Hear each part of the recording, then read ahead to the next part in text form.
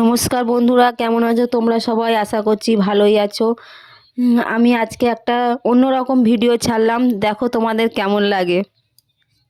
এই ঠাকুরগুলো কিন্তু আমাদের নয়, ভুল করেও ভেবো না আমাদের ঠাকুর। আমি তোমাদেরকে দেখিয়েছি এই ঠাকুরগুলো। আমার পাশে বাড়ি একটা কাকি আছে, ওদের বাড়ি গিয়েছিলাম। ওরা খুব সুন্দর করে ঠাকুরকে সাজিয়ে রেখেছে, দেখে আমার একদম চোখ জুড়িয়ে গেল। তাই ভাবলাম তোমাদেরকে একটু দেখাই, তোমাদেরও হয়তো ভালো লাগতে পারে।